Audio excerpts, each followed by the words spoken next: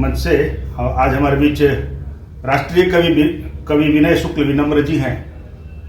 आपकी ओजस्वी वाणी और ओजस्वी कविता से राष्ट्रीयता का प्रखर बोध होता है और आप देश के सभी मंचों पे आपने लाल किला से लेकर के तमाम मंचों पे आपने कविता पाठ किया है। कुमार विश्वास से लेकर के शंभू शिखर और तमाम बड़े कवियों के साथ आपका काव्य पाठ होता रहा है। अभी दिल्ली में आप रहते हैं और दिल्ली में राष्ट्रवादियों की सरकार बनी है। कहीं ना कहीं आपका भी इसमें योगदान है। मैं समझ रहा हूं आप कई लोगों के लिए जो आप प्रचार प्रसार कर रहे थे, तो मैं पहला प्रश्न आज यही करना चाहता हूं कि ये जो राष्ट्रवादी सरकार दिल्ली में आ रही है भाजपा की, तो उस पर क्या कहना चाहेंगे कवि के रूप में? राजनीतिक लोग तो अपना विश्लेषण दे रहे हैं, लेकिन एक कवि क्या कहता है? ऐसा है पाठक जी, कवि भी वही कहता है जो धरती माता चाहती है और जो राष्ट्र को जरूरत हो जिसकी। हम भी 1/140 करोड़ हैं। हमारा भी दायित्व है। हम एक कवि भी हैं, एक सैनिक भी हैं। मेरा तो ये मानना है कि लक्ष्य मिलेगा। इस समय जिस तरह से भारत का परचम पूरे विश्व में लहरा रहा है, संयोग से हमें एक ऐसे यशस्वी प्रधानमंत्री बिने हैं जो भारत और भारतीयता और भारत माता और हिंदी माता का परचम पूरे विश्व में लहरा रहा है। सब लोग जान रहे हैं इसे। गर्व से फिर कहने का मन करता है, लेकिन इसमें हम सबका भी एक दायित्व है। उसे हमने निभाया क्योंकि लक्ष्य मिलेगा। कदम बढ़ाओ, दृढ़ निश्चय अविराम करो, हटकर शत्रु ललकारे तो दया नहीं संग्राम करो, और सिर्फ बुराई औरों की करने से कोई लाभ नहीं।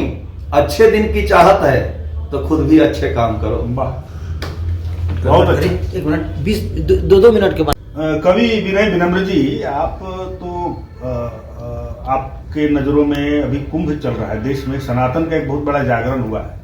कई विरोधी और कुछ लोग उसके विपरीत में भी कुछ बातें बोल रहे हैं, और इस जागरण को विश्व स्तर पे आप किस रूप में देखते हैं? क्योंकि ये भी एक कवि भी उसको महसूस करता है, सनातन के लोग भी महसूस करते हैं। तो राष्ट्र के लिए एक बड़ी घटना है। एक जगह 45 करोड़ लोगों का आना और जाना मामूली बात नहीं है।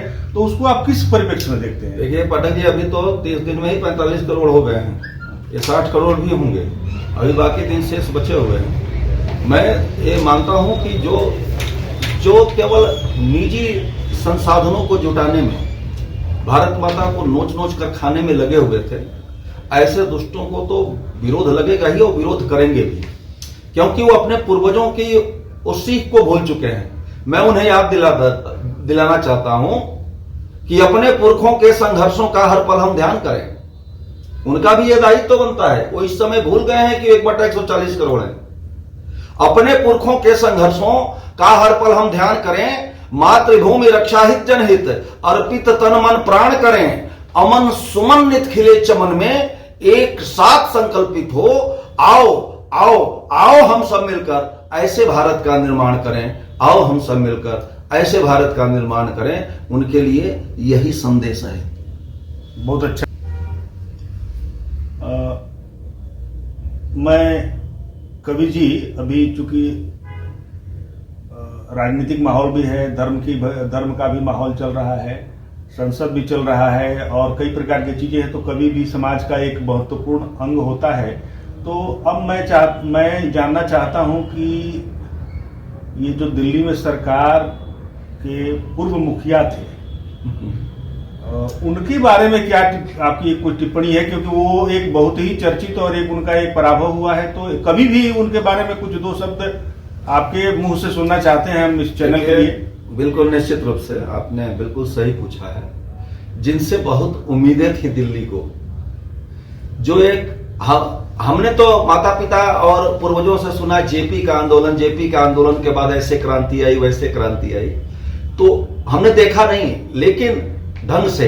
लेकिन इस बार तो देखा भी कि एक ईमानदारी आंदोलन से निकले हुए व्यक्ति से बड़ी उम्मीदें थी। पूरी दिल्ली को खंबे पे चढ़ जाना, प्लास लेकर तार जोड़ना, तमाम चीजें, खाली उम्मीदों को जगा करके 70 वादे करके जब लोग शीश महल और अपने घर भरने में लग जाते हैं, पहले वादा करते हैं हवाई चप्पल पहन के चलेंगे, मफलर लपट के चलेंगे, तो आम आदमी है, हम आम आदमी हैं, तो उनके लिए तो मेरी ये 4 पंक्तियां हैं। मैंने कभी कहने का प्रयास किया था कि चलकर के सत्य मार्ग पे बदनाम हो गए, चलकर के सत्य मार्ग पे बदनाम हो गए। बदनाम हो गए। दिल्ली के 1.5 करोड़ 2 करोड़ 2.5 करोड़ जो भी जनता है उनके लिए, उनकी ओर से कह रहा हूं, चलकर के सत्य मार्ग पे बदनाम हो गए, कुर्सी मिली तो खास सारे आम हो गए। वाह वाह, क्या बात है।